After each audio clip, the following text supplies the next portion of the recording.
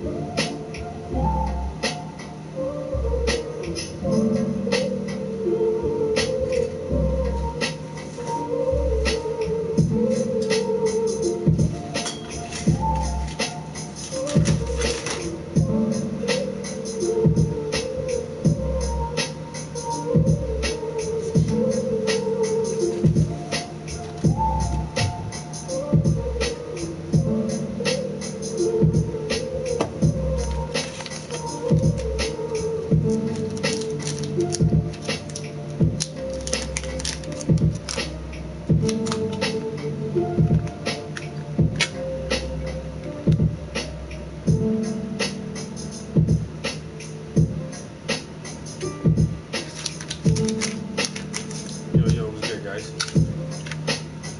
Yeah.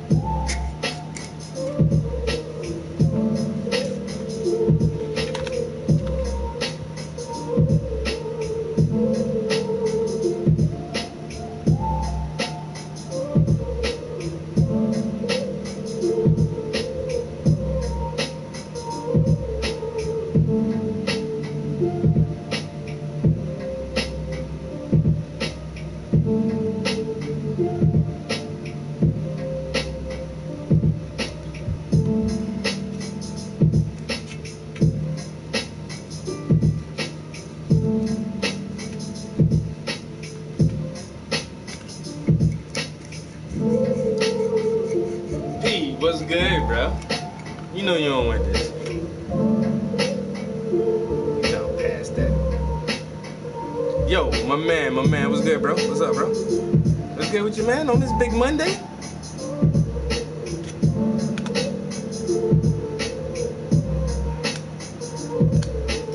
Same old shit, bro. I'm chilling in the studio after work, trying to get it in. Gotta get my little ship on first,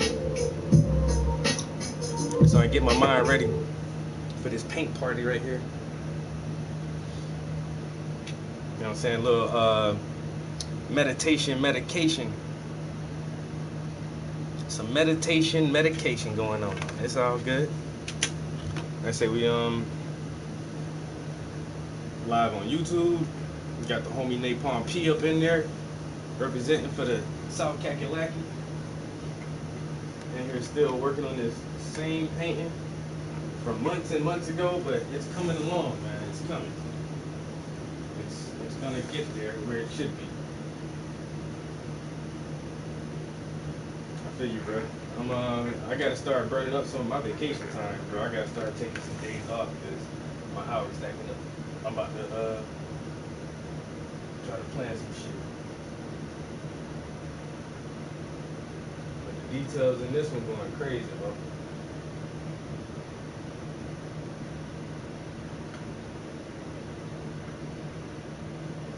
This right here gonna be fire when it's done. Just gotta keep plugging away at it, little by little. Little by little. Yo, appreciate it, fam. What we doing? What we doing on Friday, man? Oh, I forgot. I'm taking this Friday off. I won't even be over there. Yo, Frederick, what's good? How you feeling this afternoon on this beautiful last day of July? Last day of the month.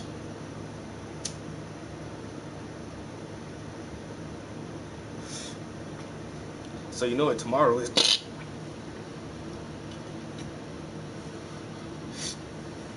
And if I may quote the famous Cleveland Quartet, it's the first of the month. Wake up, wake up, wake up, cash your checks and come on, get up, get up, get up. It's the first of the month. Wake tomorrow, I might bump that shit as soon as I wake up in the morning. The rich do, motherfucker. Them calling me Mr. Bill Collector, needing me money, know he's up tonight. Yo, if nobody, if you guys haven't watched They Cloned Tyrone, watch that. It's on Netflix. It's a Netflix original. Watch it. So cash your checks and come on, wake up, wake up, wake up. It's the first of the month. Yo, but watch. Everybody should watch They Cloned Tyrone.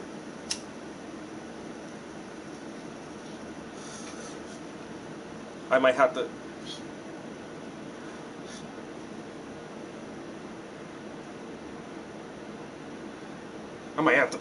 Shit.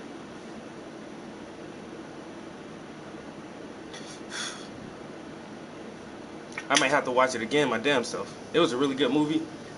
But you know, like, sometimes you watch a movie, you're gonna miss a little bit here and there just by looking away or just grabbing a drink or something.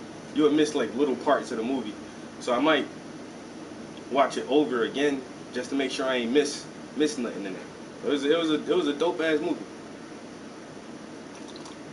I don't hardly give movie suggestions out because most movies be corny as hell anyway.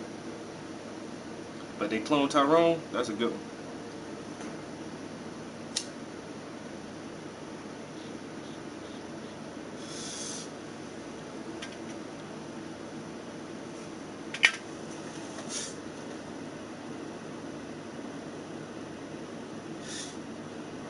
Whoa. That shit. That shit strong as hell. God damn.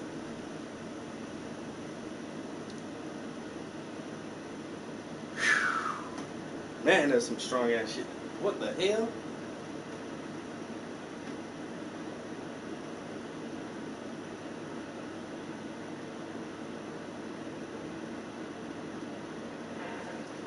One of my best friends is a music producer, and he always send me beats and shit just to listen to what he's making. And that's all I'm listening to now, going through like the messages where he sent me some beats, just listening to some of his music real quick while I try to relax and calm down a little bit before I get started. So I got a little ritual, you know what I'm saying? As soon as I get off work, I come straight home, and if there is like nothing important for me to do, if I don't have any errands to run or any major like chores around the house or anything like that, like I come home, I put on my paint clothes, come straight in the studio. And then, but like, since it's right after work, it's hard for me to like jump right in and start painting and shit. I always gotta like woosah a little bit. You know what I'm saying? But this my calming place. This is my favorite place, yo. Just chilling in my studio, being able to share art with people, and just interact with people like this. This is always the way I like to do this shit. Somebody want to chat? Who want to chat? Love talking to people about art, man.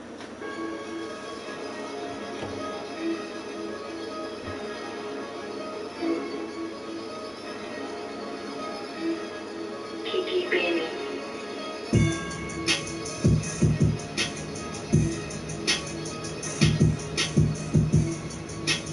Yo, Asher, I don't know why I won't let you join, bro.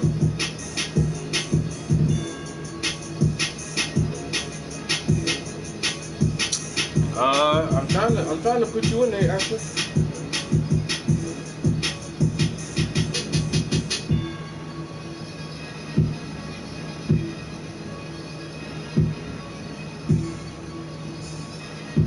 I don't know if it's my connection or if it's your connection, but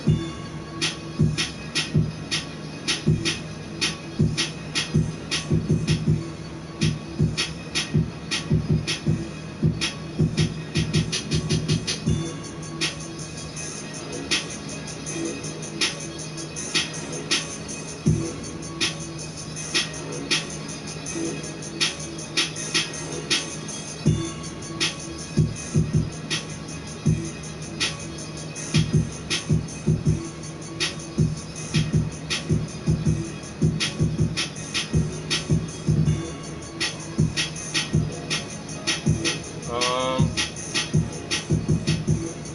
there it goes. We in there.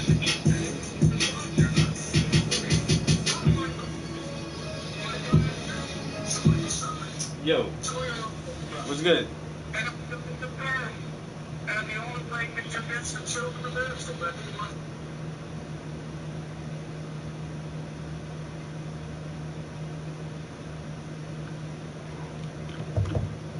We got the Prophet Asher in here, but I don't know what's going on with their stream right now.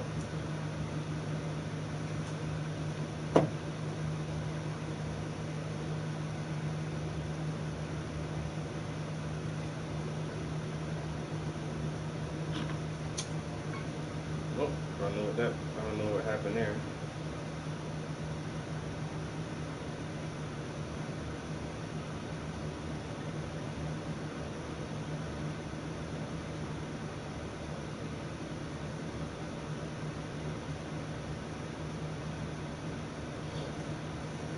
Well, somebody wanted to join the Instagram live and they got in there, but I don't know. It seemed like I guess they had a poor connection, or maybe it's my connection actually.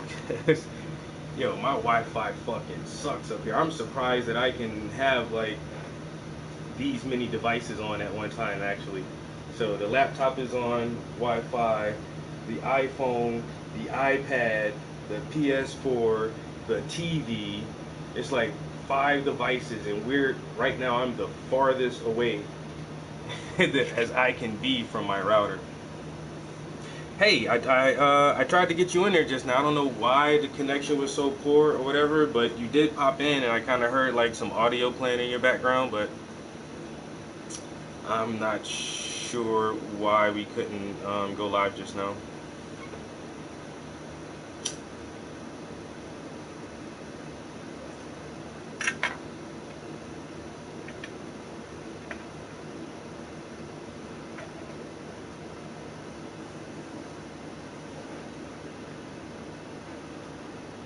You got a decent one?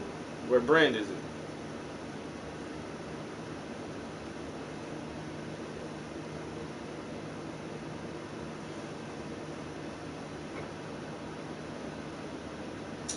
Yeah, that's what's up, man. Like, I'm really trying to push this painting right now. I don't know. I feel like at certain moments I procrastinated on it a lot over the past couple of months. For some reason, like I haven't been able to really mitigate my gaming addiction, I'm actually a really big gamer. Like,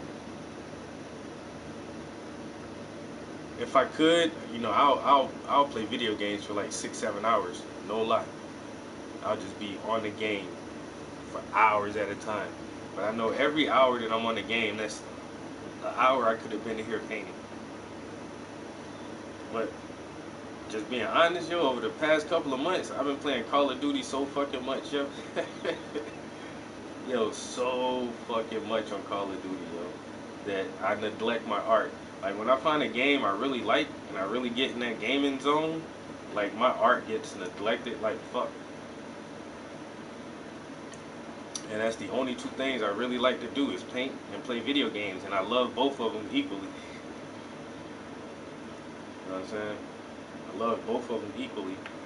So it seems like, but lately I've been giving more time to video games, which is sad, but that's what I like to do. So I don't even be mad at myself all the time, but sometimes I be like, when I look at the time, it'd be like 11 o'clock. I'm like, all right, I'm gonna just hop on the game like on a Saturday at 11 o'clock in the morning to get on the game. I look up, it'd be 3 o'clock. I'm like, oh shit. They're like, yo, what the fuck? Did I just sit here for 4 hours like that? Oh shit. Ain't go in the studio not one time. I played 4 hours of Call of Duty.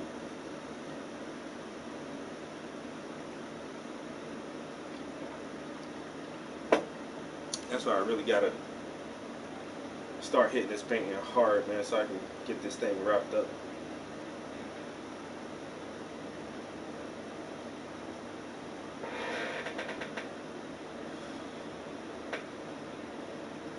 But at the same time, too, like, this has been a very difficult painting. You know what I'm saying? I feel like I have procrastinated on it a little bit, but at the same time, it's not an easy painting. This one has not been easy.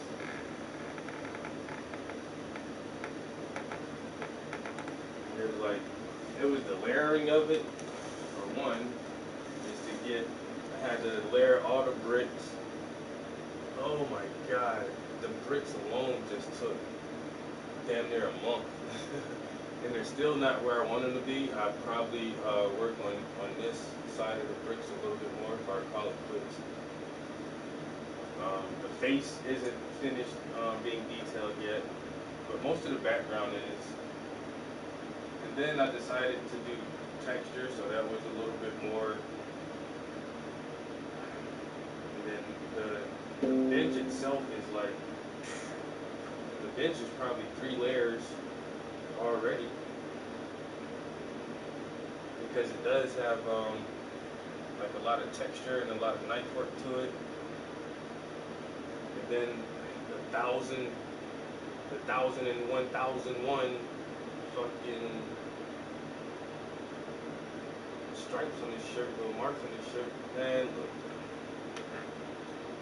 So it's taken me a long time, but at the same time, I feel like the time that I've invested into it has been worthwhile. Because it's, like I say, it's looking really good. It's looking good. I'm liking it. I'm still having fun painting it. And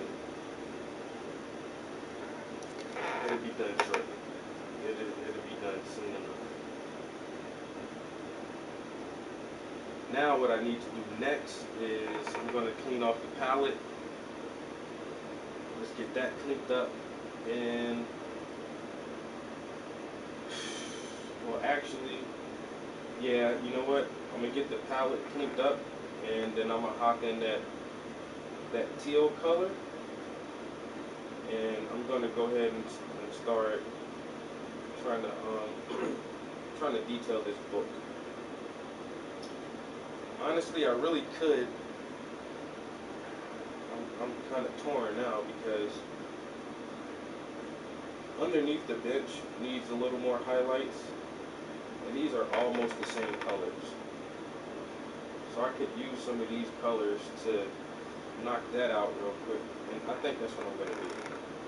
I think I'm gonna work on the brown down here and just add just a few more details in there. Just highlights, really. It just needs a little bit of highlights, and then I'll jump to the book. I think that might be a good route. We'll see. All right, but for that, I would need. I got YouTube going. All right, YouTube over, so we can all get in a little powwow circle. Everybody can see what's going on here. Good, YouTube. All right, YouTube good. Instagram. I'm gonna turn this fan off.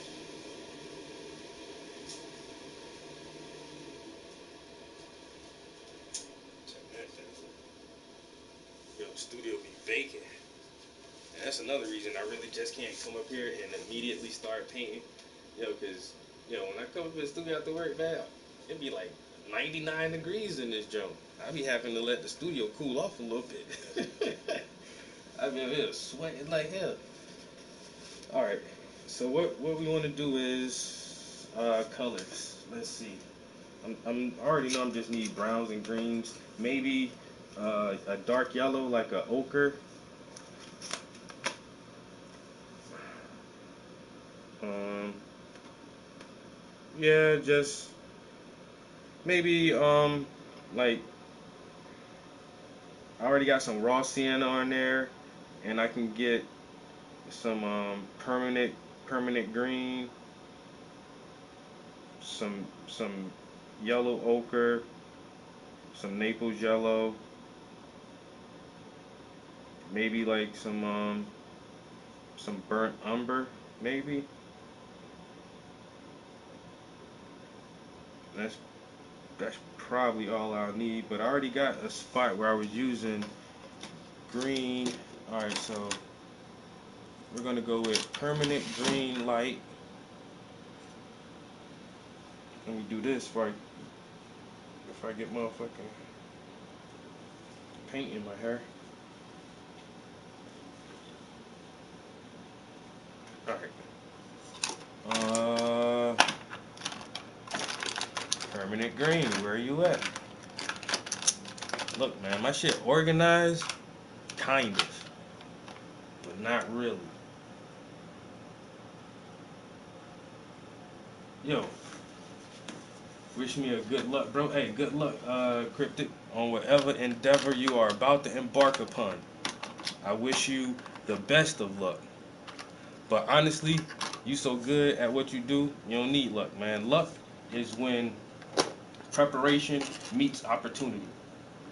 If you prepared when the opportunity arises, then you should do fine. Luck is when preparation meets opportunity.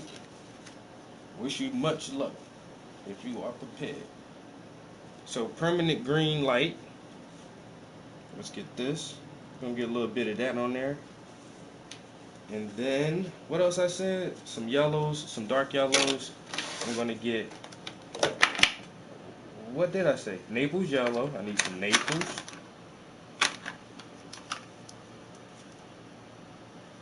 I need some of that. I'm gonna put that right there. Some Naples yellow. And then I said some yellow ochre. Maybe we can do that. Some yellow ochre. Yep. Let me put that right there. And then something like some burnt umber or some raw umber maybe. What is this? This is raw umber. First thing I grab, we'll use raw umber. Alright, got some raw umber there. So now we got raw umber, a dark brown raw umber, a dark yellow, that's yellow ochre. We got permanent green. We got raw sienna, some titanium white, and some Naples yellow. YouTube, y'all can see that. That boy said ochre. Yeah, I cooked some okra last night too. Some fried okra.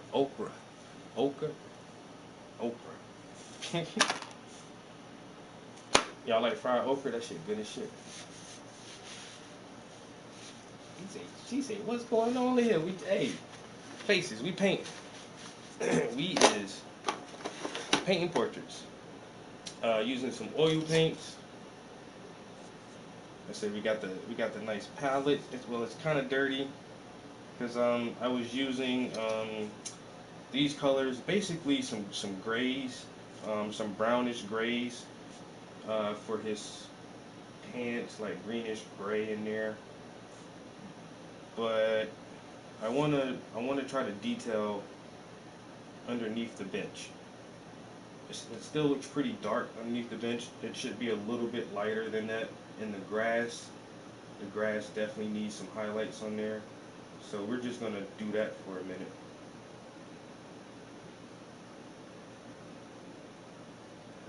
Can you make a live video collaboration to the following day when you're you know what, actually no, because when I'm on social media platforms like this, when I do Instagram or Facebook, I don't save these streams. I never save them. I always delete them almost immediately. Very rarely do I save these, and that's because I'm always live on YouTube, and I save all my YouTube content. So if you want to go back and watch some stuff and watch the process of the art itself, everything is always on my YouTube channel. But for the social media platforms like this, it's like you have to be there. If you're not here live, you're gonna miss the conversations, you're gonna miss the art demos and the interaction and everything else. So, this is just for people at this moment. This is for this moment in time right now. If you want to rewind it and catch it later, it'll be on YouTube. So let's see if we can get these cameras swapped around so everybody can see what I'm gonna do real quick. So I'm gonna have to move this whole rig here, and so I'm gonna double it up. So okay, YouTube, bring YouTube over here. This is why I need an assistant. So we got YouTube here. Then we're gonna take Instagram's rig, add Instagram's rig to the YouTube rig. Pull everybody up a little bit.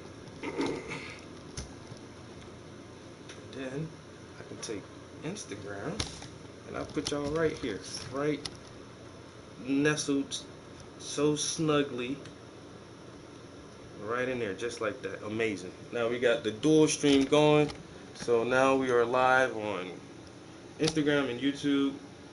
I left my other iPad at work on accident. I could have been like live on Facebook too, but we don't need all of that, I don't think.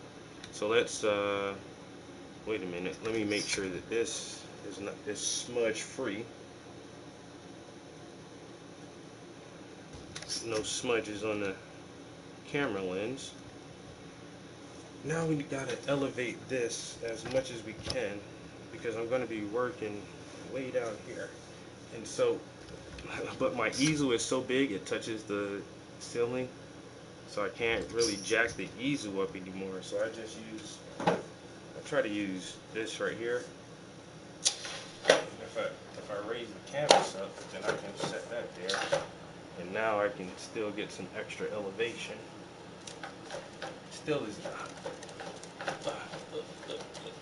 could have been a little higher. Gonna be painting kind of low right here. But this is for the passion. We make it do what it do. You know what I'm saying? It must work. There's no other way around it. It has to work. We will make it work. Even if I gotta rig some shit up, it's gonna work. I'm gonna get it done. I'm gonna get it done.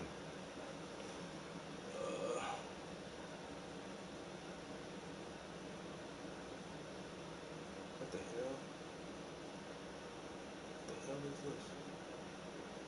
Oh, my computer just did some really weird shit. Alright. So now all we need is the image. Let me pass this around this way. So we got the image here. Get to this section, zoom in as much as we can there without making it look all weird. Right, great.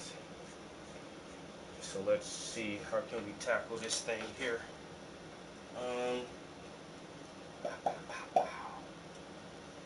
think I'm gonna grab like a small to medium sized brush.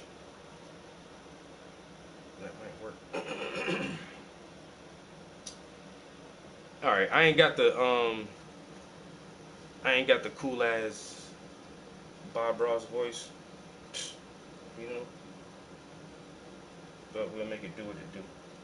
I might add just a little bit of Prussian blue. Just add just a little bit of blue in there so I can darken these greens and browns if necessary.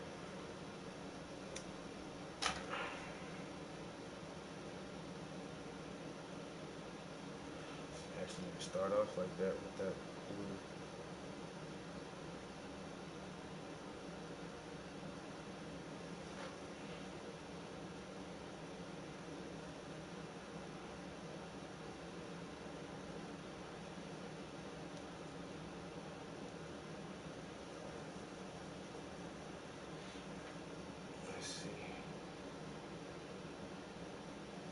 My niggas out here talking. The same niggas wanna take a motherfucking breath. Nigga, where I'm tryna go. You understand? Kiki Benny. Took a flight to Cali, came back with a load. Touchdown and made racks off them bowls. Took a flight to Cali, came back with a load. Touchdown and made racks off them bowls. Wanna get some cash, dog, gotta take a risk. Breaking bowls down, got me shining like the biggest strip. $100 slips, got it popping like a biggest strip. Tennis in the business, guaranteed that I'ma make a flip. My dog said, "Key, you want some money, gotta take a trip." I said, "Shit, nigga, let's get it, we got cake to get. And if it ain't about no dollars, then it ain't making sense. I'm tryna own a crib of acres, fuck paying rent. All broke as fuck, looking for a way to get some money, fuck stunting, ain't no capping, no fake shit. Ran me up some racks out of my apartment with no bullet slips. Trapped out, public house, and took a couple houses. Made a few flips real quick and made a couple thousand. Think I'm going broke again, but I fucking doubt it. Life is all about decisions, got to choose life. Life is all about decisions, got to choose life. Took a flight to Cali, came back with a load. Touchdown and made racks off them bowls. Took a flight to Cali, came back with a load. Touchdown and made racks off them bowls. Took a flight to Cali, came back with a load. Touchdown and made racks off them bowls. Took a flight to Cali, came back with a load. Touchdown and made racks off them bowls.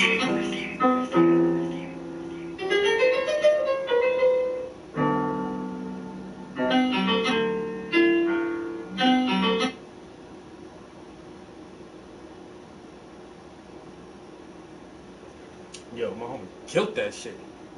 Yo, my man's is a beast. Took a flight to Cali, came back with a load. Flipped the past, made stacks off them bowls. And my man was murking that just now. What is this? Let's see this one. I'm trying to drop this tape, but it's more like an album, like my first album. You know what I'm saying? Like, I just need some ideas, man, on a good cover, man. You know what I'm saying? My shit called MONEY. You know what I'm saying? Like, you know how Queen Latifah had the Unity shit, but like, I'ma sample it. And my shit gonna be like, MONEY.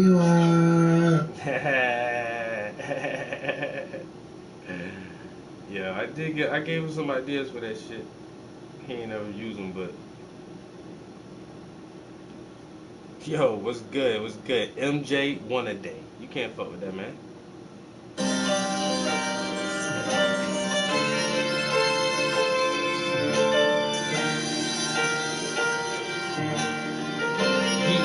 Kiki Benny.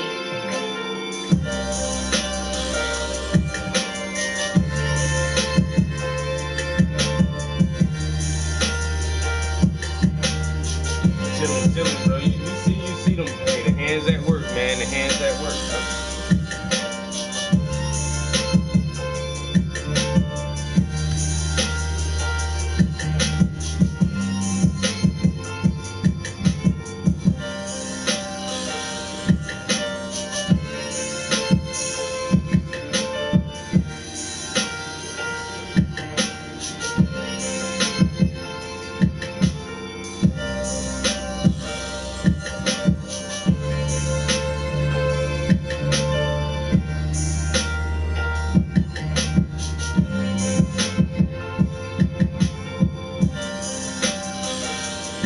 What's good, everybody? How y'all feeling this afternoon?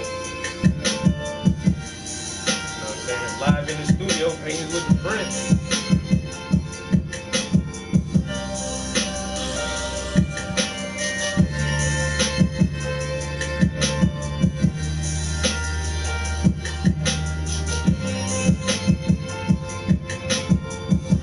Yo, what's good, what's good?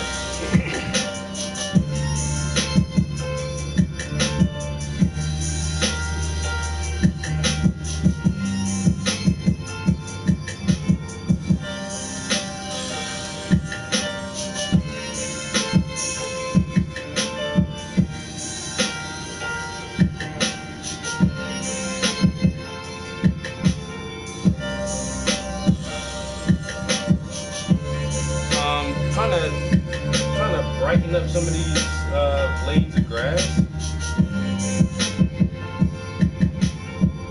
So I'm mixing. Oh man, that dude is so good. I'm mixing some permanent green and some Naples yellow. Instead of adding straight white to the green to brighten it up a little bit, I'm trying to add a yellow to it.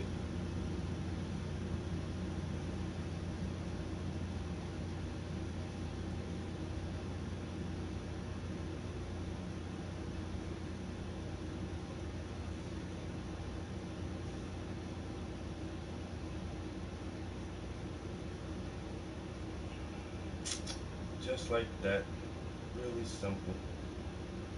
For these little blades of grass, like they're basically in the distance. You want it to kind of not be as the lines to be as detailed. If the edges are just a little blurred, it gives it that pushback feeling of like a little bit of draw distance.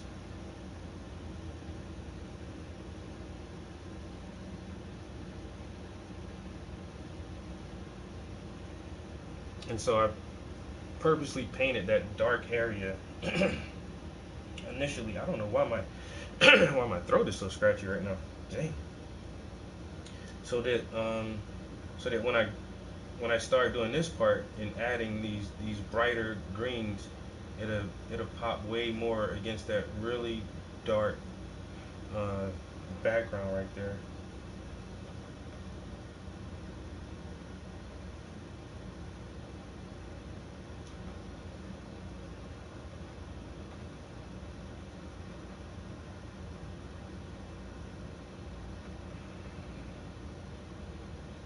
And it's basically just like a little bit of grass and twigs and rocks down here.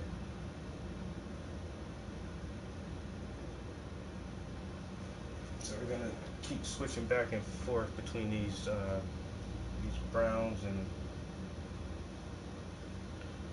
greens and yellows. Like little sticks and twigs there, and maybe a little bit here.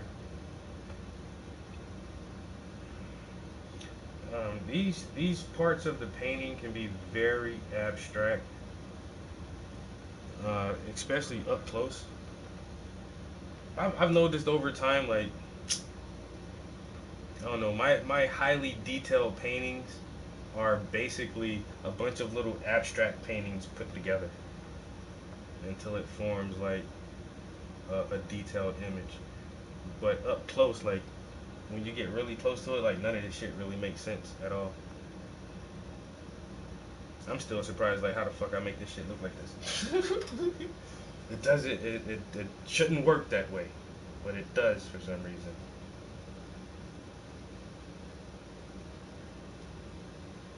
I'm gonna add just a lighter area here. Just a little bit, not too much. I tell people all the time, man. They you can fuck this shit up, man. Don't do that. You know, don't fuck it up if you can help it. You know. Sometimes it'll happen, even when you're trying real hard not to fuck it up. You still wind up fucking it up some kind of way. But at the same time, that's the beauty of paint. Because if you fuck it up real bad, where it's noticeable, man, look, just let that shit dry and then paint over it. It'll be alright. Nobody'll never know. They'll never know. They'll never know. Ever.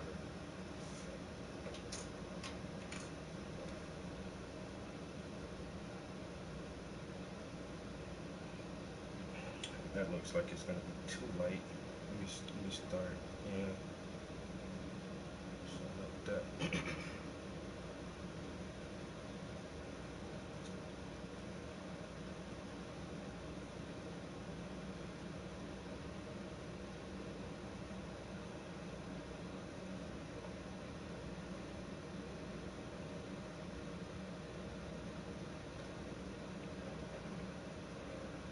I feel like it was hard to make a distinction where like the bench ends and where you can see actually underneath the bench. So that's why I want to lighten this up down here a little bit, give it a little better contrast. Because even me looking at it from a distance, I was just like, it's way too dark. So, all right, something like that.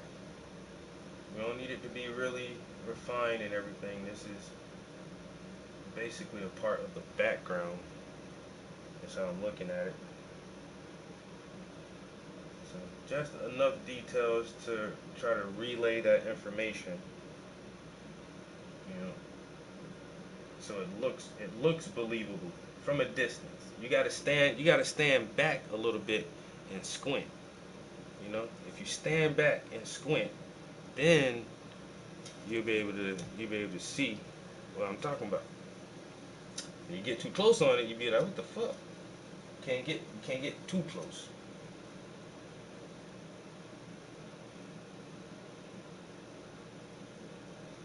And that's how I learned how to paint, honestly.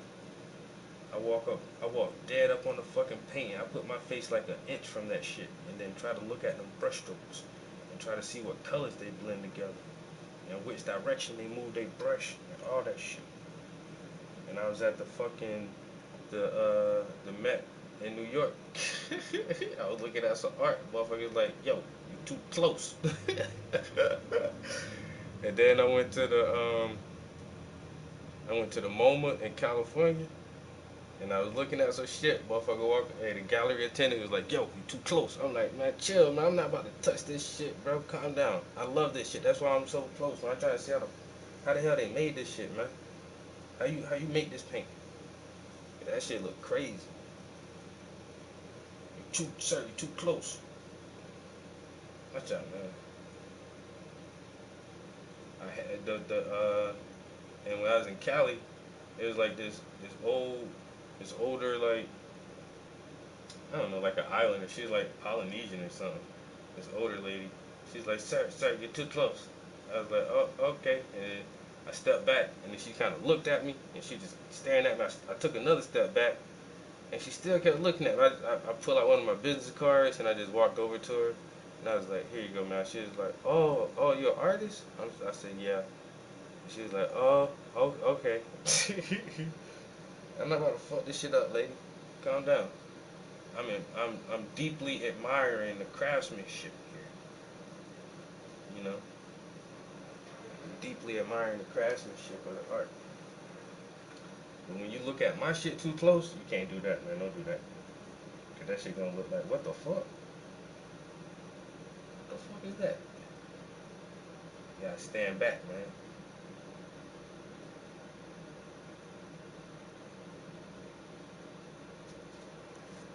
Alright, now I'm about to switch back over to another little brush. Alright, let's go to this brush, and then we're gonna go to this color. Maybe this color. Let me see if I can just boop. Bing bow.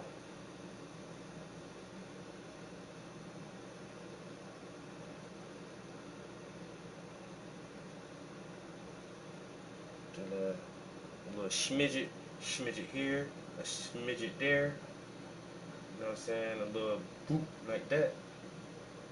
I tell you, man, this shit abstract. Look at it. This don't, man. Look, this shit don't even make no sense when I'm doing right now. For real. When you think about it, this shit don't, man. I'm just smushing. I'm just smushing paint around. Like boop boop boop boop boop boop boop boop boop. But then, like, I swear, bro, when you pull back, that shit be like, what the fuck? How it look like that?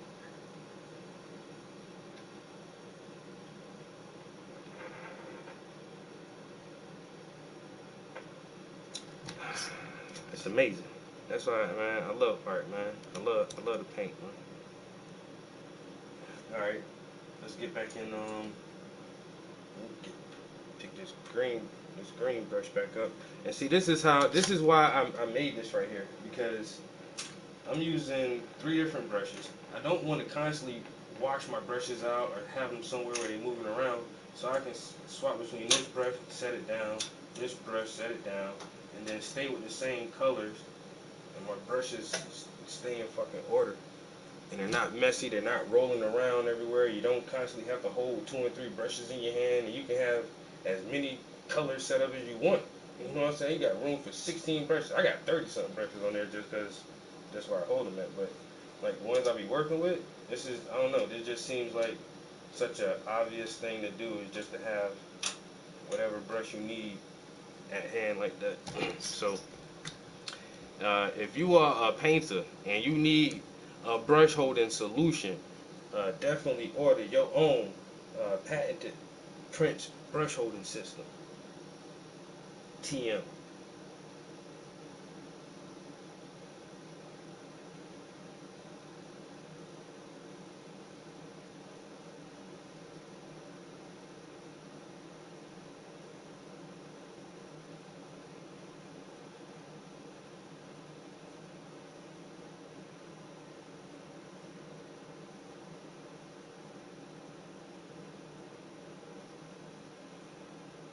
Yeah, I don't know how this shit even works.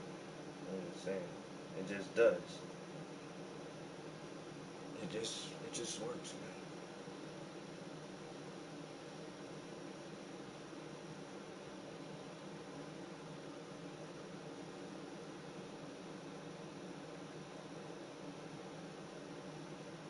If you need a brush holder, I got the perfect thing for you.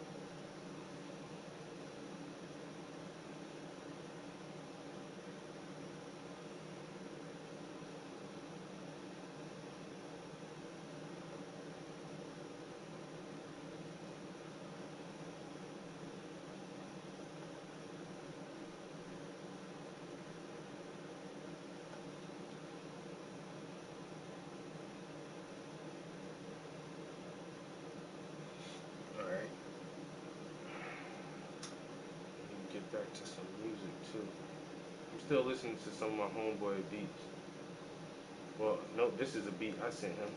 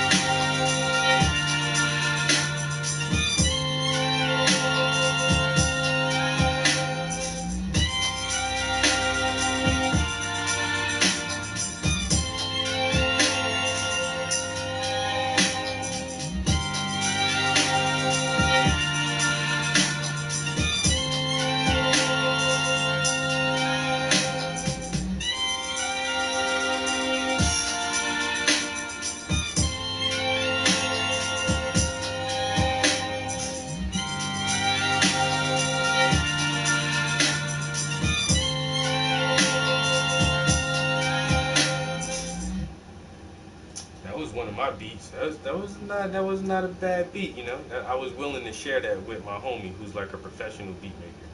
So I was like, check out some of my shit. And then he asked me that. I don't know. He tried to play me a little bit. I sent him the beat, and then his next message was like, "You made that?" Yeah, man, I made it.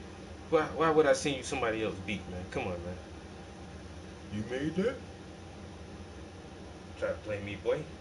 I still got it a little bit. Optimize your PC. I get all kind of runners. I'm not doing that right now, Del. Stop sending me messages, bro. Like we buddies or some shit. Yo, Shabash, appreciate it. Thank you, man. I'm listening to some of my some beats my homeboy sent me. Yo, my man, the truth, yo. Kiki Benny. Kiki Benny on the beats. Yeah. Oh. Y'all ain't want no corny freestyle.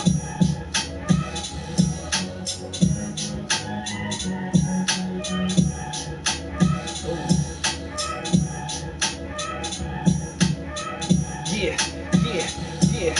Shabazz satisfier, ain't no liar. I'm about to get higher. Let me grab that lighter, let me spark up the flame so I can get that Mary Jane and take it right to my brain. Man, this shit is so insane, so I stay calm on myself in the studio, making pictures. At the same time, spit a couple bars like scriptures. Everybody listen, you gotta get the picture. It's worth 1,000 words, man.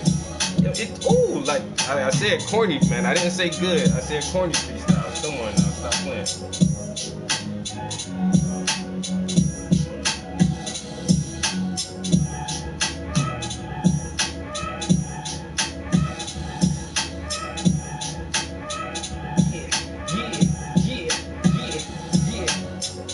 I paint a portrait, then I spit a verse. You niggas dead, I put you in the hearse. My style too wild, cause I did it first. Since a child, man, let me stop. Okay, I'm gonna stop. It's enough corny freestyles.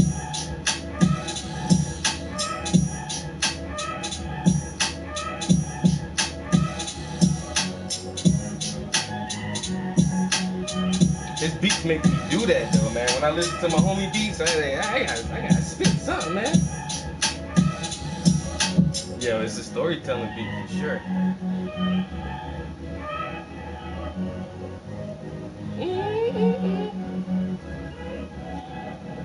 He's like, I got respect for the freestyle though. Yeah.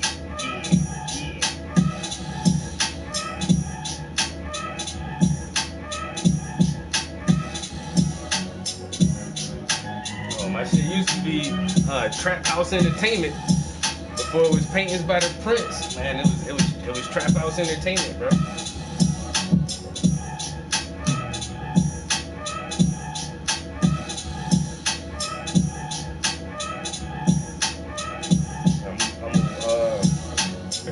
I suck at writing too, but I'm a way better writer than freestyler.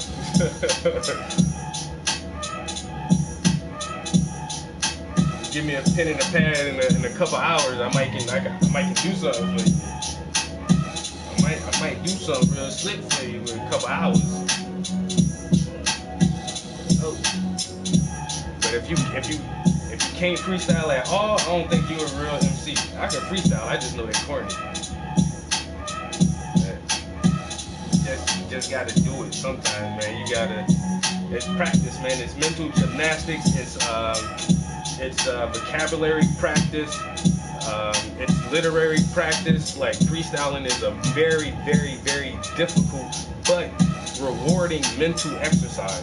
It is one of the best mental exercise for anyone who loves writing anything, whether it's music or poetry or, you know what I'm saying? Like, it's a crazy ass art form, yo. Crazy ass art form, the freestyle. That shit tough.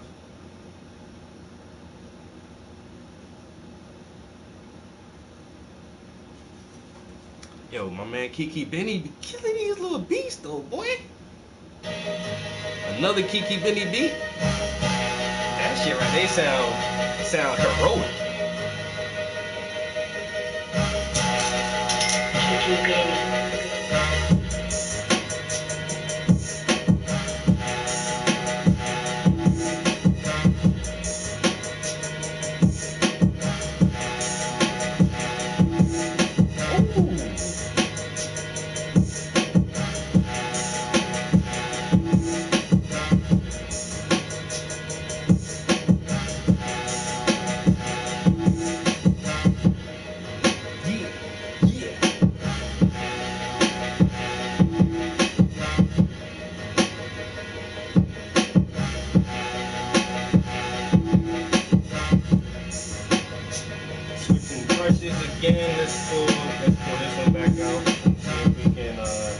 add a little more white. Something like that right there. That's a little bit.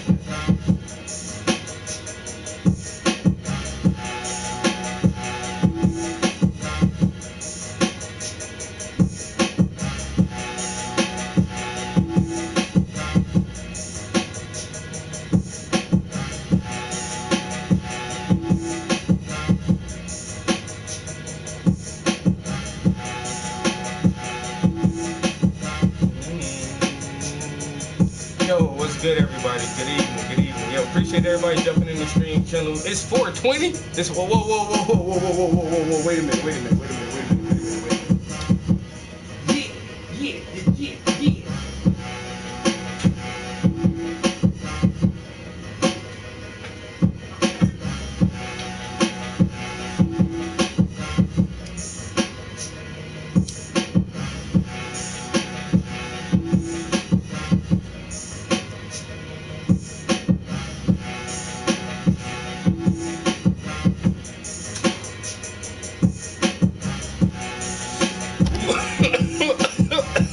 Four, 420.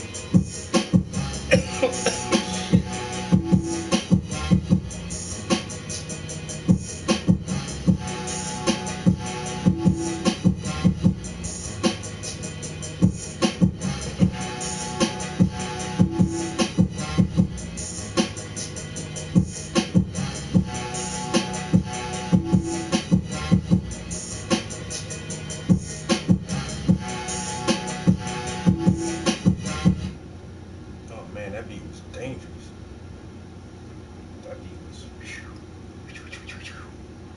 I tell you, man, my homie been making beats for so long, like he just mastered that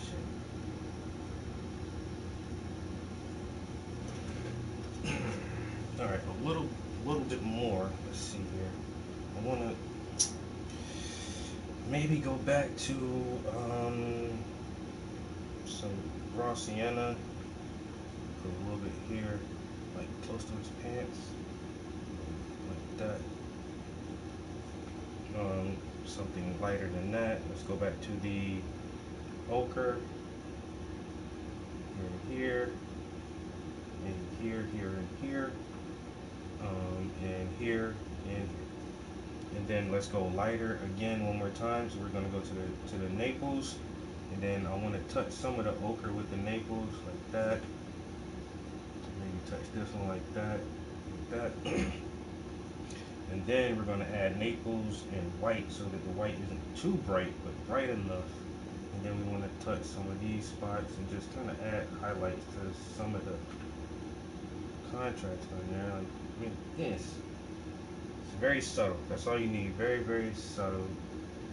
It'll fool the mind. Sometimes details have to be very precise, and sometimes if they're just very subtle, the mind will still be able to recognize it and perceive it for what it is, especially at a distance.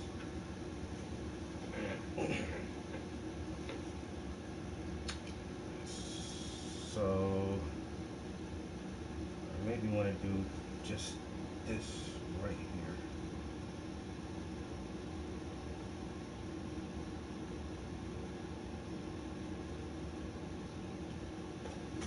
All right.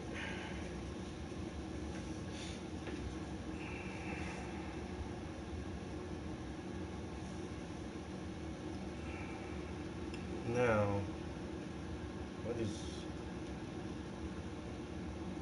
Oh, that's actually the leg.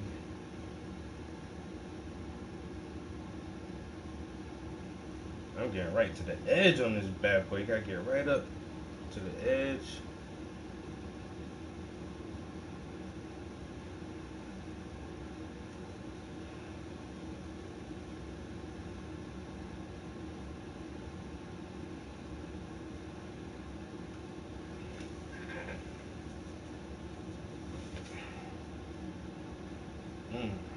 Alright, this should be fun right here. Let's see. Maybe. Alright, let's do this.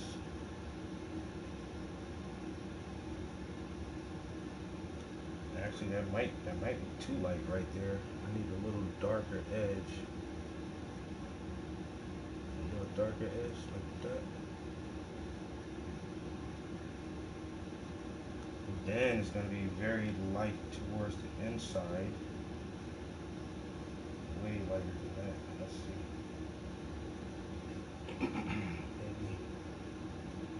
maybe this way. Yeah.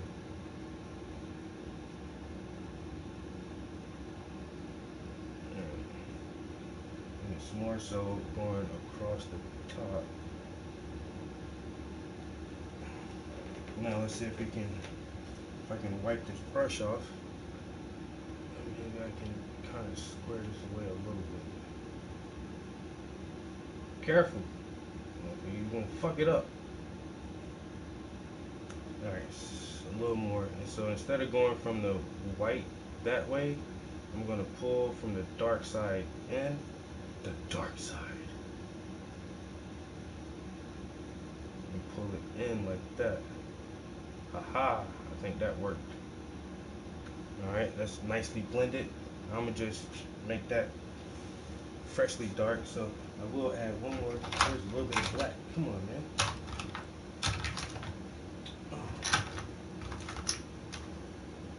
Alright. So I never, well, I'm not gonna say never, but I rarely use straight black on anything. And when I do need like the deepest, darkest black, I will still mix Prussian blue with my black. I will always mix blue into my black because it makes it even deeper. It's blacker than black. It's like the blackety blackest black.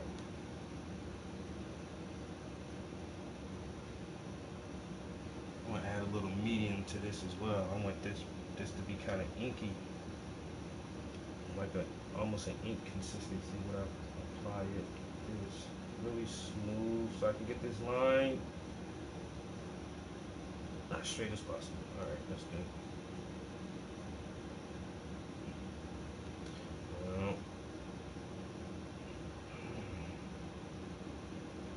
oh man, I'm messing it up a little bit.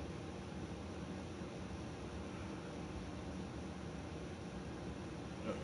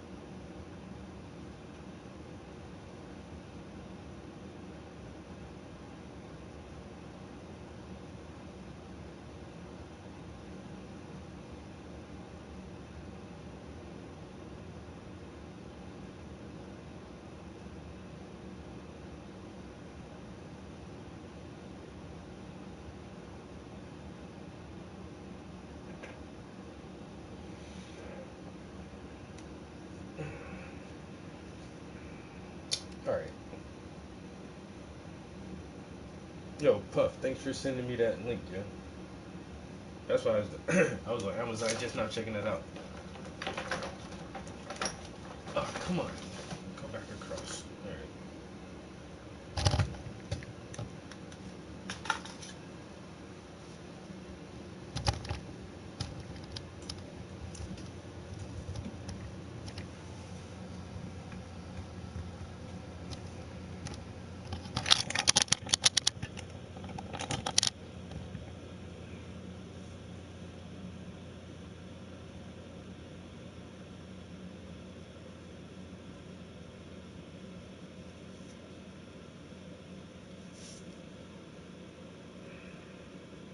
Man, I can't believe I left my other iPad at work.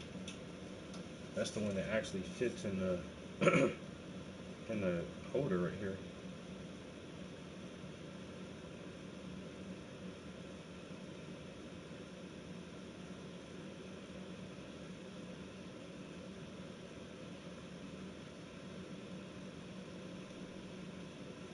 Let me see.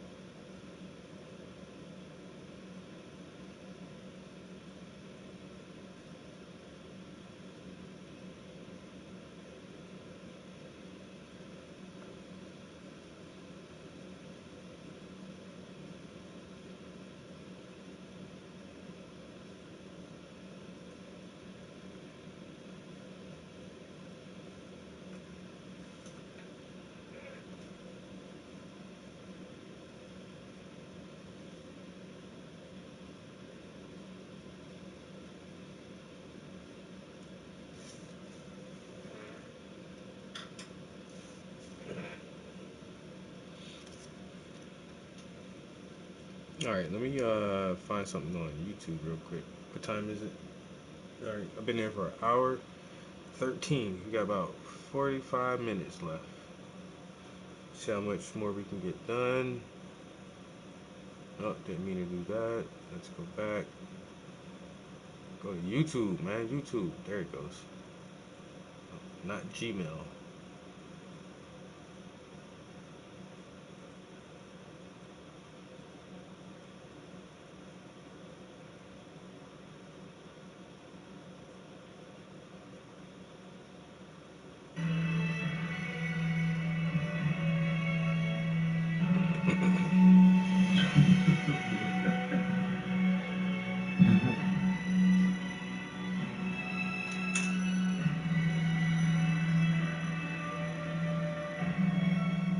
Out of all the other girls.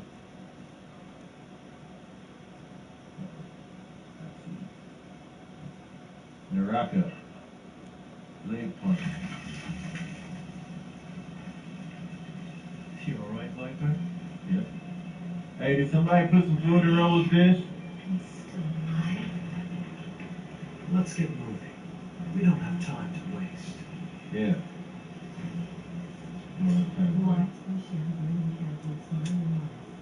Iki, what up?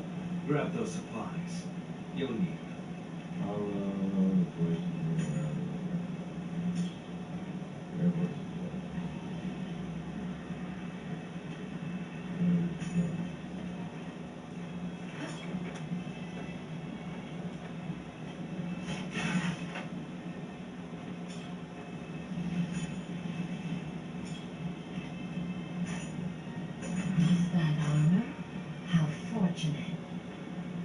Those stashes contain items left behind by fallen warriors. Heal up and repair your armor. This place is swarming with enemies.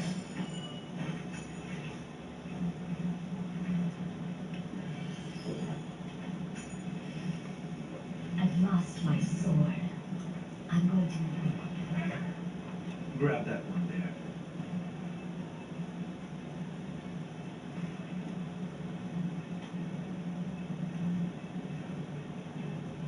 Grab one left.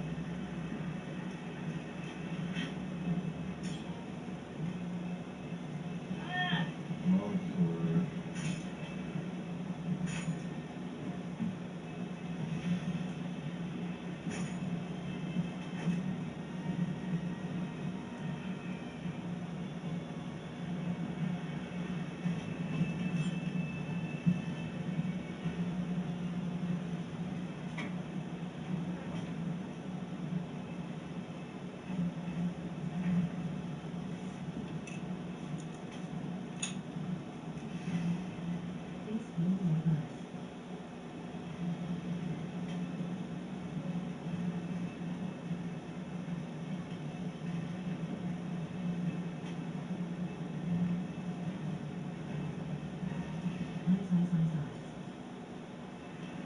Tiger, what's good?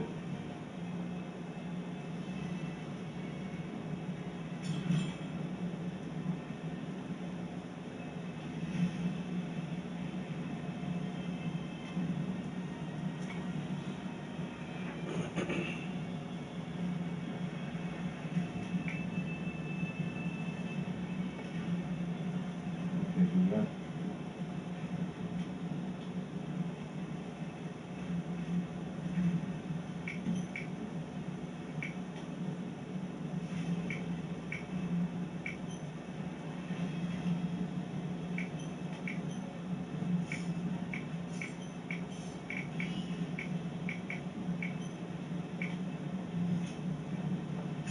A sword.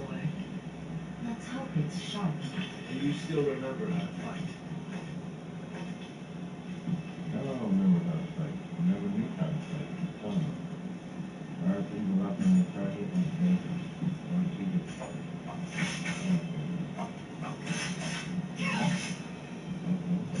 There is nothing to shoot with. It's sinking.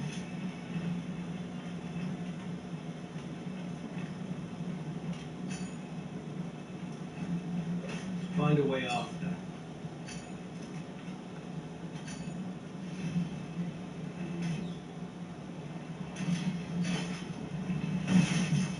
Get over there, quickly.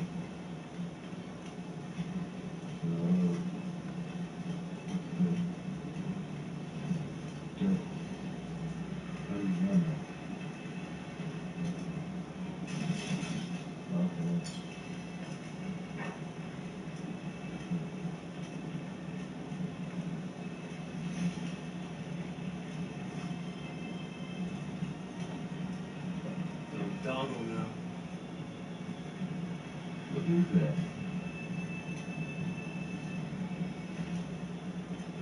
Move and hold.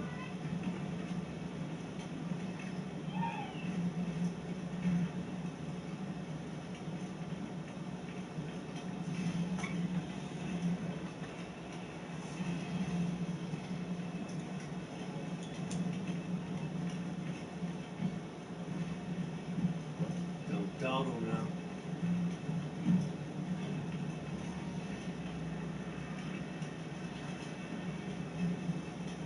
I'm confused. L3 is making me crouch. Getting through here will be easy for someone with my skills.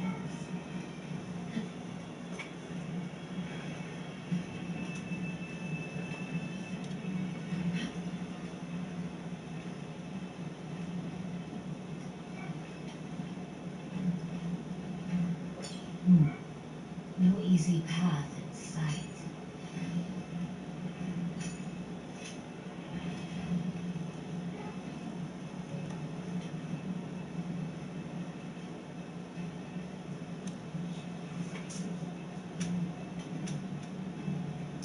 fucked up when I left my other iPad at work. Even though I got this one on the charger, I just got the notification like, I guess it's not charging faster than I'm using it. But I'm not even doing that. I just got the one photo app open with the picture up. Why are you helping me? What's in it for you? Let's just say I'm in need of worthy fighters.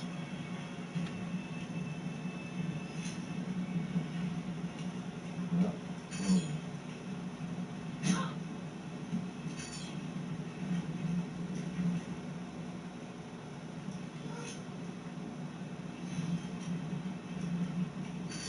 Don't dawdle now.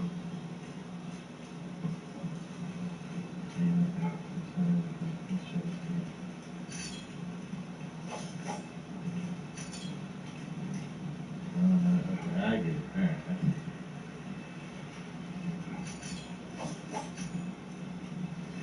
Hard though. Alright, so my homie was telling me about this new free-to-play game.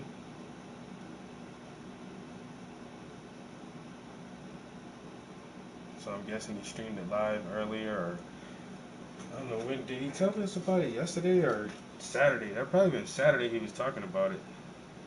And so yesterday he must have, well, when was this stream? When did he?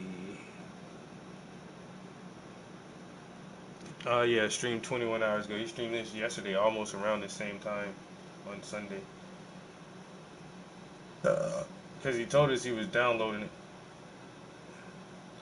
And like nobody else in the group knew what the hell. He was like, "Oh, y'all seen a new game, such and such, Naraka." And we was like, "What?" He was like, "Yo, it just popped up in the PlayStation store, bro." He's like, "I'm downloading it now. That shit free." He's like, "It's a fucking, it's a like He described it as a battle royale, but with like blades instead of guns."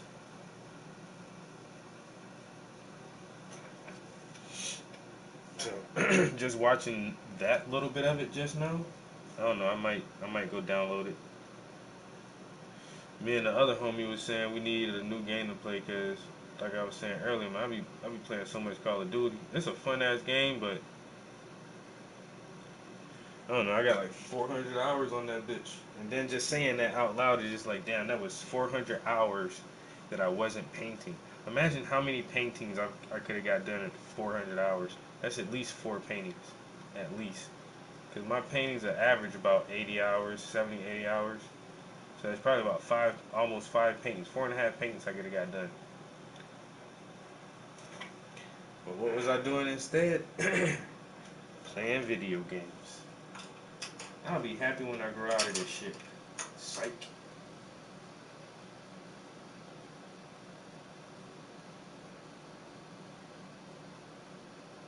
I've said for a long time, and I think I will continue to say that I probably won't ever outgrow video games.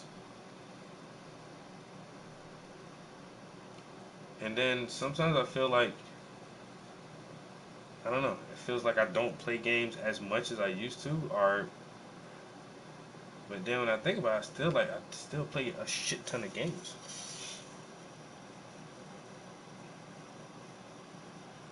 Well, not a lot of variety, but I spend a lot of hours playing games. I say like that, I don't play a lot of different games, but I don't know. And I've never like taken a hiatus from it. Like I've always had the newest console or whatever, stay up on the gaming news. Like I've never not done that.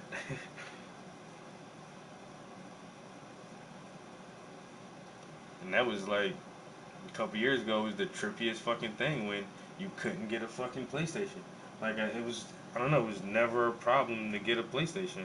It's never been a problem to get any console really, unless it's the price range or um the domestic uh part of it. Like if it's a import from a different country or something, then those might be kind of hard, but not impossible. But it was just like impossible damn near to get a fucking PlayStation. I said I've had every PlayStation iteration since the first one, and I just always just like go down to the store. Hey, how's it going? Can I get a PlayStation? Here you go, sir. Enjoy your gaming. Go home, play my game. With PS1, PS2, PS3, PS4. Then go to get a PS5, and then they were like the day of. And I don't know why I wasn't like keeping up with the news like just a day or two prior because I already knew the launch date. Oh, PlayStation will launch on whatever day. And I just went down to the game store and it was like, oh, nah, you didn't hear? We were only selling them online, and each location only had 25 PlayStations that they could sell, and they were all bought up like immediately as soon as the pre-orders went out. And oh, that was it. It wasn't even day of release. I went the the day of pre-order. They said, yeah, you can pre-order your PlayStation tomorrow or whatever. I'm like, all right, I'll just make sure I head down to the GameStop like I always do and go ahead and pay for my shit up front so I can just pick that shit up on launch day. What happened? Nah, pre-orders only online. We only get each physical location only gets 25, and ours been gone. And I was there as soon as the store opened, but at the same time, like you say, motherfuckers who online, shit, motherfuckers click click click click, it's a wrap. Before I even made it through the damn doors, they already bought them shits up. Motherfucker. And then you know what? I bet this how I be feeling, man. That's why I always wanted to work at GameStop, because I know these motherfuckers be getting their hands on that shit regardless. I know they gonna get that shit regardless, bro. I'd be damned if I worked at a GameStop and I'm not getting one reserved for myself, knowing that the store only gonna get 25. Bitch, I'm getting one, and my homeboy want one too. So we got two reserved. So we only really got 23 in the store. And it took me a goddamn year to get my shit.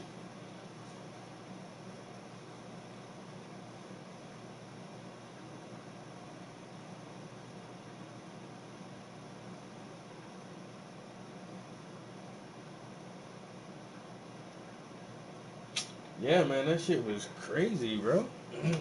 That was the wildest shit ever. Never seen no shit like that. Motherfucker can't even just buy a game console? Like, why? Oh, it's a chip shortage. A chip shortage? What in the fuck does that even mean? Y'all motherfuckers ain't know how many chips y'all was gonna need for this shit. Y'all ain't got them shits on stockpiles on that motherfucker? Come on, man. Tell me something, man. Because I need a new PlayStation.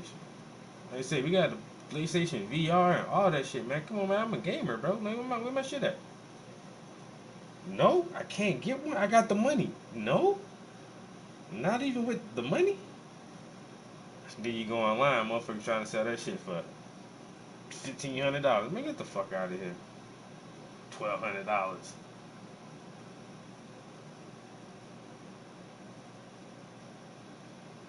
Double the price. I'll pay the double the price.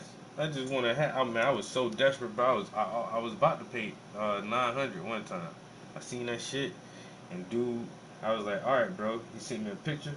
I was like, if that shit really real, pull that shit out the box, and then write on a slip of paper, write my name and the date, today's date. And that motherfucker wrote my name and today's date, and had that shit sitting on the PS5. He was like, bro, that shit sitting right here, right now. I was like, damn. I was like, all right. And then I was thinking about it. And 30 minutes later, I was like, yo, where I can meet you at? He was like, nigga, that shit gone. You took too long. He really did prove to me he had that shit. 'Cause I went, you not about to, not even in broad daylight. You ain't about to beat me over my head for, to give me a goddamn box of rocks, a box of bricks.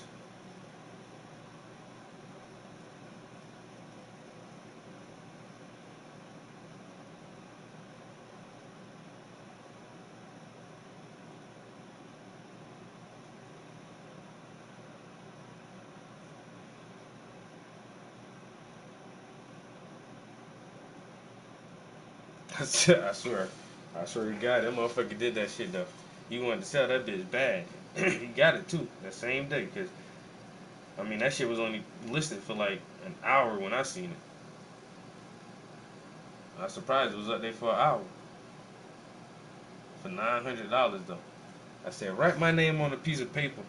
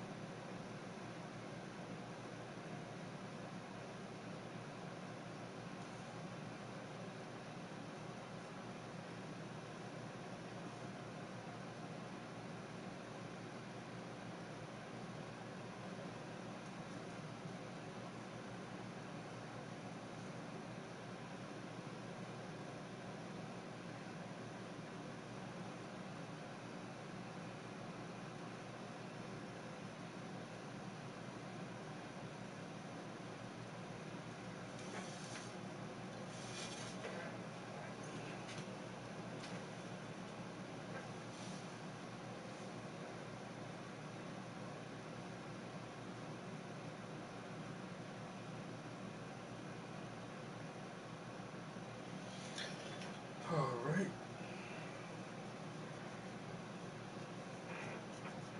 I know they say slow and steady wins the race, but man, I don't know about that. I don't know about all that.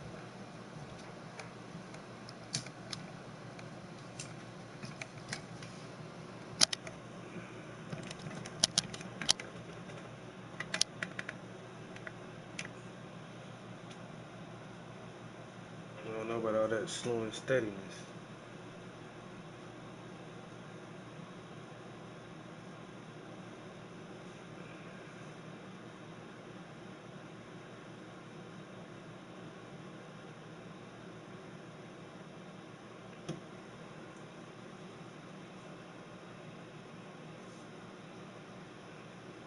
Survey says skip.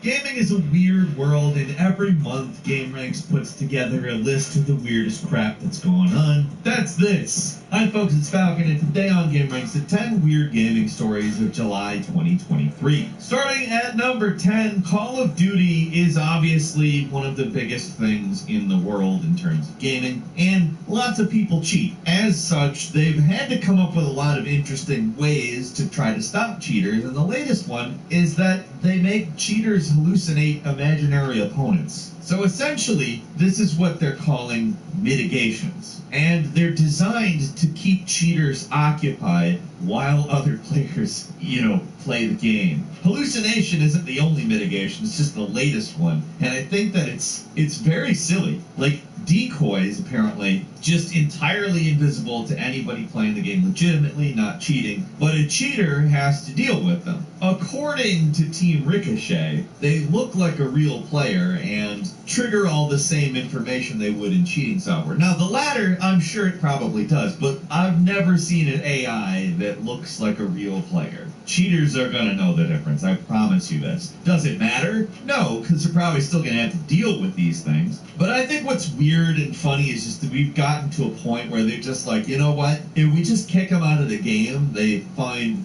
different ways to cheat. So let's give them ways to feel like they're in the game for as long as possible before they realize they're not really in the game. Like, we're really taking the long way around with stopping cheating nowadays.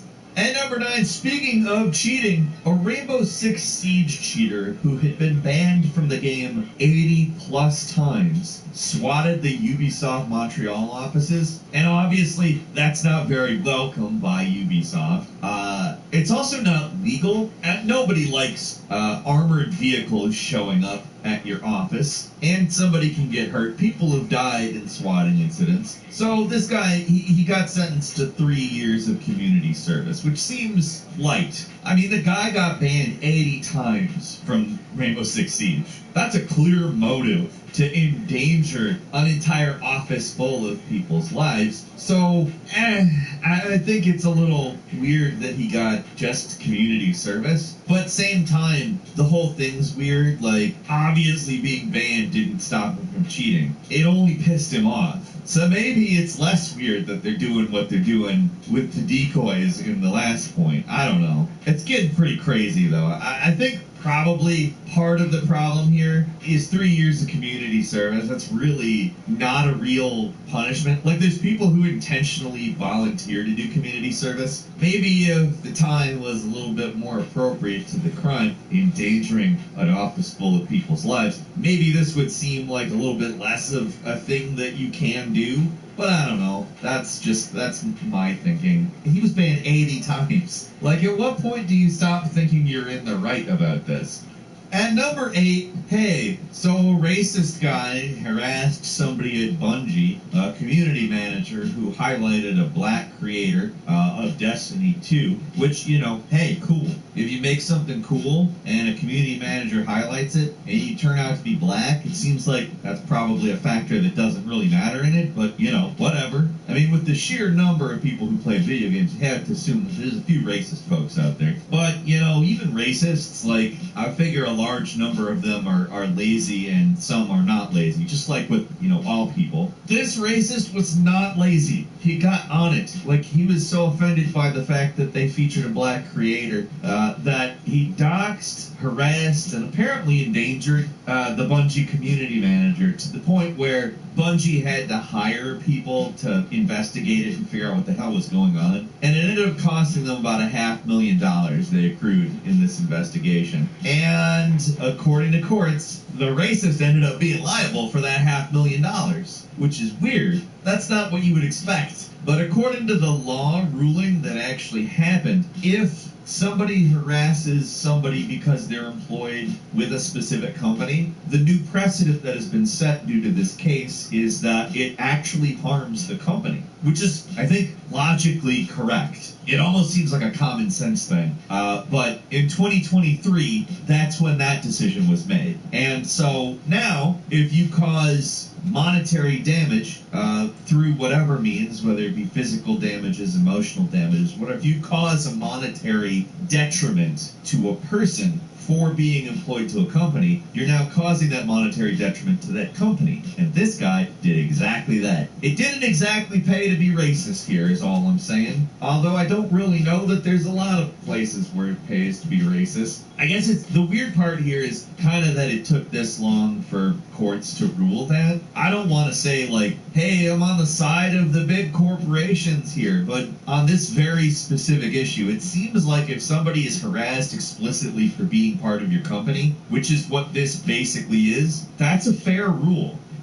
And number 7, I guess dedicated is the right word, a really, really dedicated person has combed through as much pre-release media as has been released for Starfield in order to compile a 1,000-page document titled An Attempted Complete Starfield Compendium, which is essentially a document detailing the history of Starfield. And no, I do not mean the world of Starfield. I mean lore around the development of Starfield. It clocks in at about 86,000 words. In terms of why, the author of this document, a guy calling himself Gokamo, he does actually detail this, saying that, and I'm summarizing, this isn't a direct quote, but basically, Oblivion was his first experience in a game that felt like another world. He's played and finished every Bethesda game, and he feels like the formula for creation for them is very special, and he actually, remembered coming up with a bunch of inaccurate predictions for Fallout 4, but all of that is lost to time, and he wanted to, instead, chronicle the development from the public's perspective of Starfield so that all of these things can kind of be looked back on. And honestly, I think that's kind of cool. A lot of the time, we make predictions on games, me particularly. I'm probably most proud of when I was saying that the Switch was going to be a massive success and no one else was. You can go back to that video right now. It's super weird, by the way. Hearing me talking about the Nintendo Switch, like other people were being skeptical about it, it's just beyond strange for me to hear. I did this maybe a month or so ago, actually. And it's kind of cool to go back, even when you're wrong. Like, I was right there, but I've been wrong about other things, and I like going back to those other things. It's kind of cool in a weird way. And this is a chronicling of the development through the eyes of the public, where those things, those wild predictions, will all be sort of there. So when the game actually comes out, we could all go back and say, this is what the community thought, this is what the community thought, and look at how different it is, or look at how the same it is. I kind of love this idea, and I'm probably going to read this document because I'm a lunatic. And with Fiverr, you can hire top-rated freelance experts in a variety of AI services. Alternatively, you could just become an AI expert yourself. Begin by learning acronyms like NLP, NLG, ANN. Spend hours writing countless prompts. And finally, stay up to date in the field that's constantly evolving, even at this very moment, and this moment, and this moment. Number 6, the teenager who is accused of the massive Grand Theft Auto 6 leak, an 18-year-old who I'm not gonna name for obvious specific reasons that I'll say right here. He was deemed physically unfit for trial, which isn't exactly like the insanity defense or anything, because the jury will still be doing a trial, and the point will be to figure out if he committed the act or not. That said, he was formally charged pretty quick on this. I have a feeling he probably did it, but it's looking more and more like a person who has some pretty serious problems that may have influenced their decision to do it. So, I mean, I don't want to say that justifies anything, but it also, it didn't damage Rockstar, I think, in the way that they have pretended it has. I think it did damage them, but let's be real, is anybody gonna not buy Grand Theft Auto 6? Yeah, I'm sure their development became a little more complicated due to that leak, but if I'm completely honest, I don't actually remember anything from the leak. It wasn't that interesting,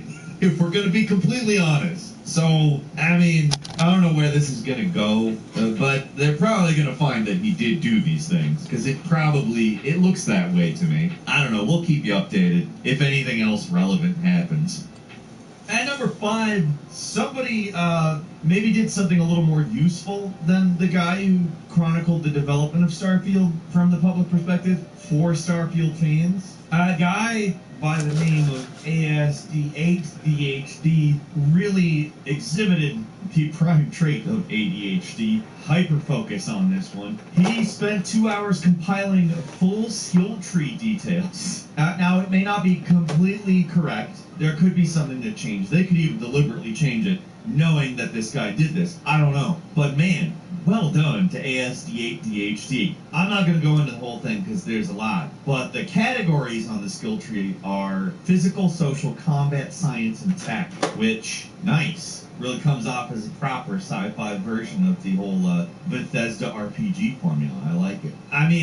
this is impressive. Even if he's not completely right, he's probably at least mostly right. And it's all basically investigation of promotional material. I love that this is where we are. People are thinking in terms of investigation in a way that I don't remember people used to do. Although I'll say this, once you're done with the Starfield stuff, maybe turn your investigative focus to real stuff too. I'm not saying don't enjoy the video game stuff.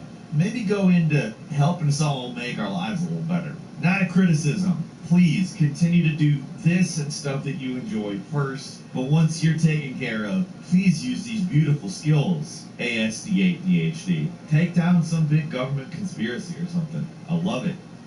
At number 4, Tencent bought Techland, who you probably best know as the developer of Dying Light. Now, this isn't necessarily a full-ass just buying them. It's being done through buying shares. And apparently, Techland is going to continue to operate independently and is going to retain its own ownership of its IPs, which is good. And maybe that's the weird part of it. I mean, one could say, oh, it's so weird that Tencent is buying anything it can. It's so weird that these big companies are buying up all these smaller companies. That's not weird. That's the norm. What's weird is that they retain ownership of their IPs. That's strange. I'm happy. That's how it should be. I mean, Techland definitely knows the value of an IP, though. They are the original creators of Dead Island, which they do not own. The publisher Deep Silver owns. And Dead Island 2 wasn't even made by them. Although it's pretty good. Dan Buster did a pretty good job understanding what makes Dead Island work. But still, Techland, I'm glad to see.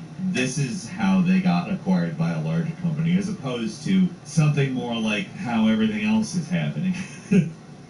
And number 3, a developer by the name of Rubes has remade The Simpsons Hit and Run from scratch. He finally finished as far as he was going to go with it. But I am going to go ahead and say this has been something I've been watching as it's happened. The game unfortunately can't be released publicly due to the fact that it's The Simpsons Hit and Run. It's a game that, you know, the rights to probably are pretty specific in terms of, you know, ownership and all that. I kind of hope that the owners of the Simpsons property decide, you know what, let's hire this guy and the other people that are working on this to actually make a Simpsons Hit and Run remake. Because, I mean, they just got to put in more content. Like, they didn't finish all the missions. They made the world, though. It all looks incredible. The lead designer on the original game, Joe McGinn, thinks that it's absolutely amazing. I guess the weird thing is just, like, it's gotten this much coverage, and the people in charge haven't been like, you know what, they've done like all the work for free, let's just hire them, finish it, put it out, and make so much money. Like, just based on the story alone, a lot of people would support it, because you'd not just be supporting this big company that owns IP. I don't like saying it, but Disney owns them now. Simpsons is actually a Disney cartoon. But the thing is, I know how much Disney likes money. What? Huge fans. Like, Disney as owns much The as people Simpsons? are fans Oh my of Disney God. properties, Disney is a fan of money. If there was a money convention, a lot of Disney staff would take the week off and go, and they'd cosplay as money at that convention. So it seems like a no-brainer to me.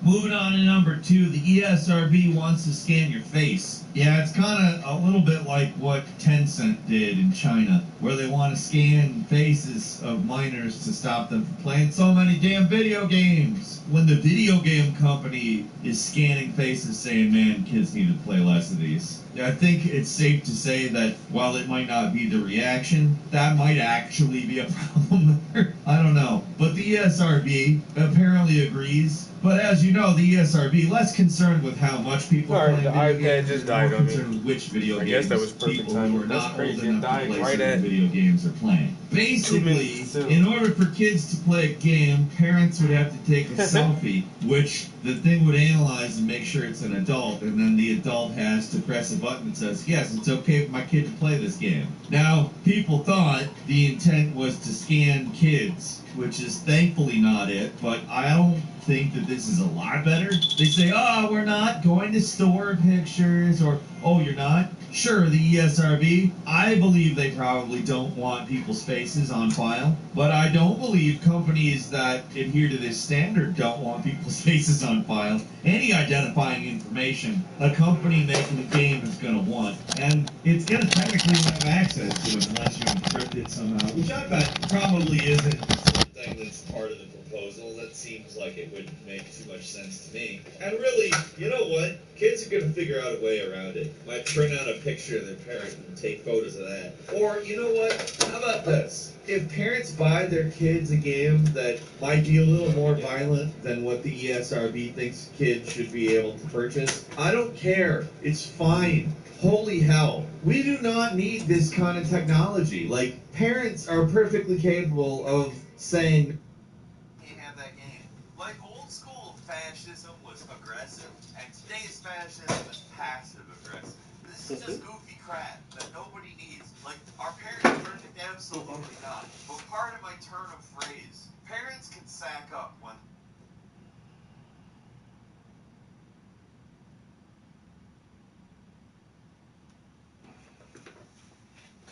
Alright, guys, I'm out of here. Peace.